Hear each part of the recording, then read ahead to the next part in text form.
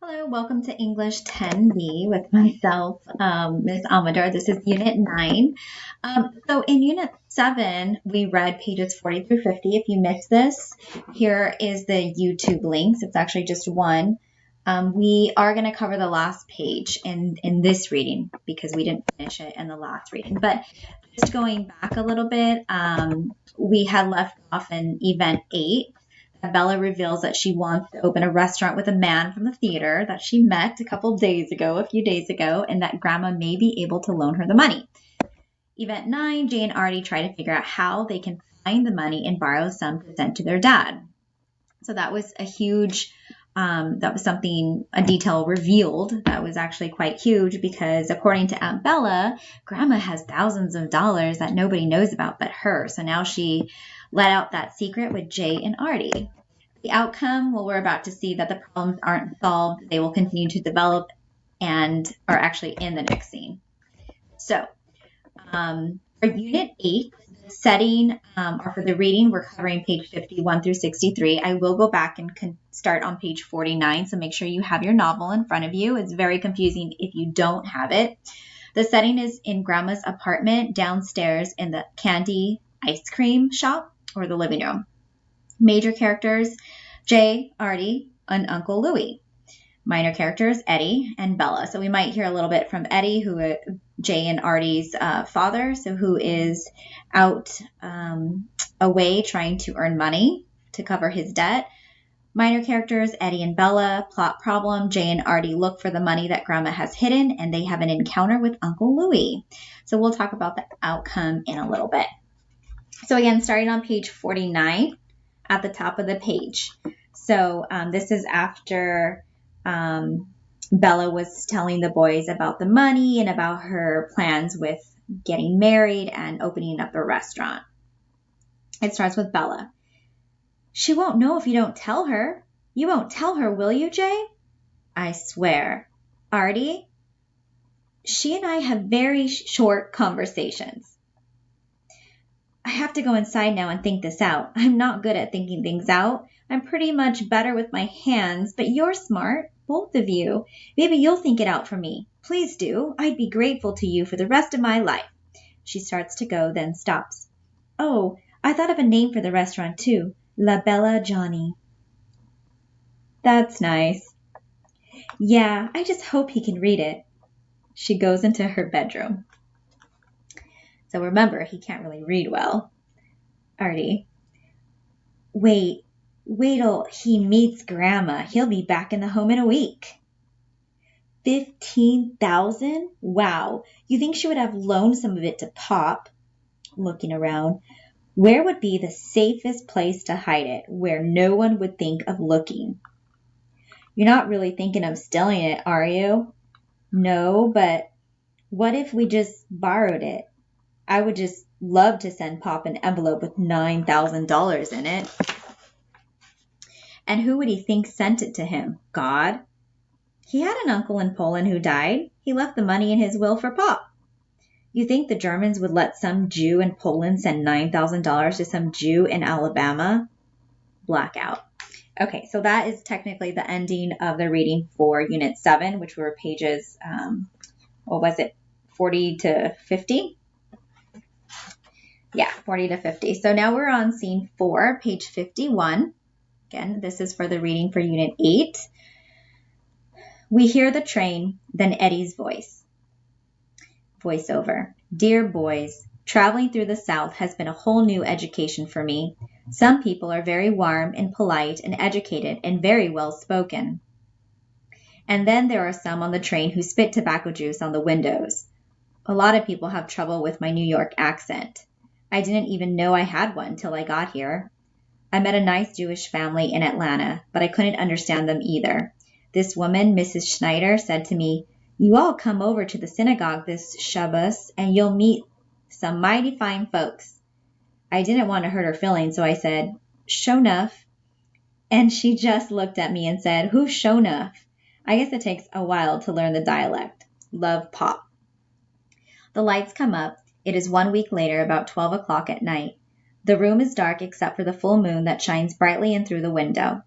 The boys' bed is open. Neither of them is in it. Artie in pajamas is standing near the door that leads downstairs. Jay, hurry up! What if Grandma wakes up? This is crazy. Why would she hide money in the store? Suddenly, we see the flashlight coming from downstairs. Artie rushes back into bed. Jay comes in with the flashlight. I looked everywhere. There's no money down there. He shivers. God, I'm freezing. I was looking under the ice cream cartons. He gets into bed. I think I got frostbite. Why would she keep money under ice cream? We use those cartons up every week. Not the boysenberry. Boysenberry sits there for months. Nobody's ever going to look under boysenberry. I can't believe we're stealing money from our own grandmother. They put out the flashlight and turn to go to sleep. A moment passes. Then the front door opens. We see a man in a hat enter, closing the door, then slowly, quietly cross toward the window. He carries a small black bag. Who's that? Turning the flashlight on the man. Get that light out of my face and go back to sleep, kid.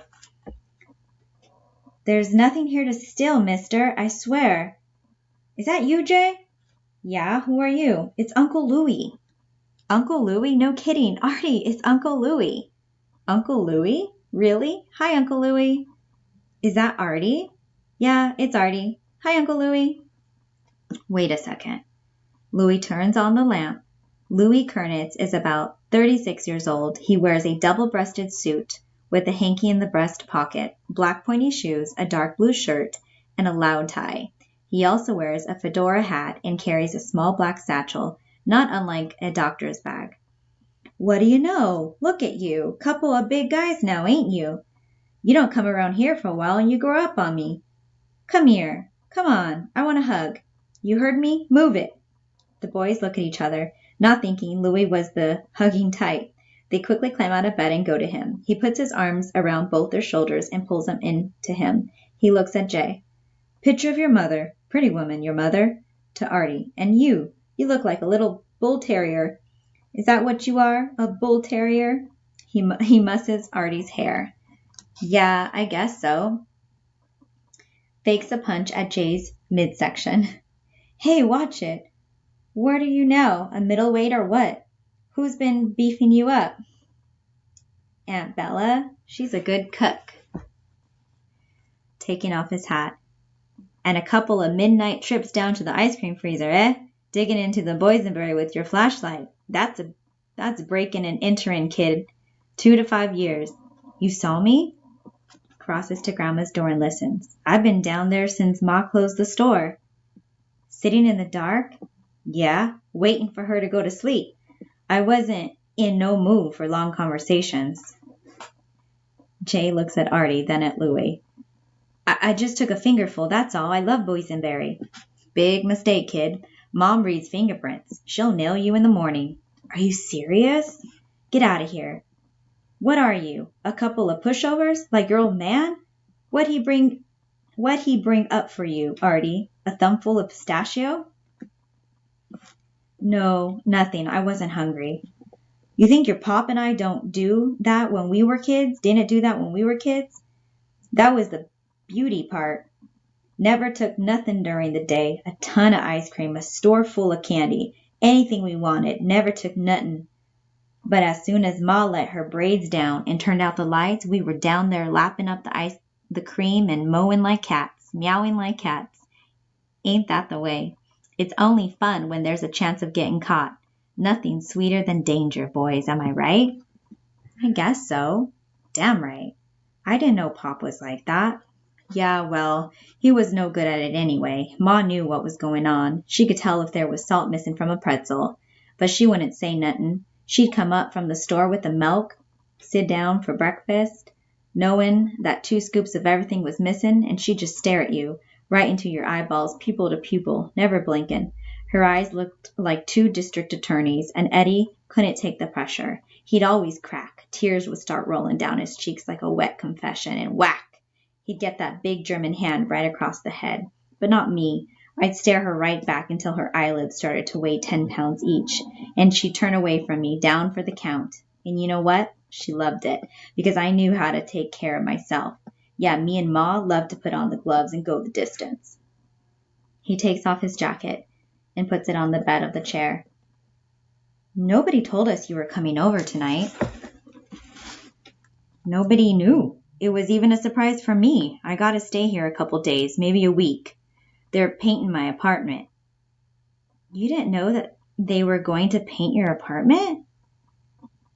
They just found the right color paint tonight. Hard to find with the war on. He takes off his jacket, revealing a holster with a pistol in it.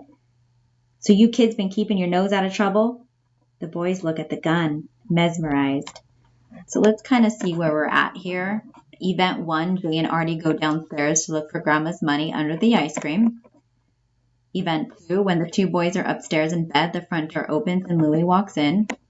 Event 3, Louie confesses that he saw what Jay and Artie were up to because he was in the ice cream shop when Grandma closed the store to avoid a conversation with her. Event 4, Louie teases Artie and Jay about sneaking into the ice cream stash and reveals that he and Eddie used to do the same thing. Event 5, as Louie changes for bed, Jay and Artie discover his gun.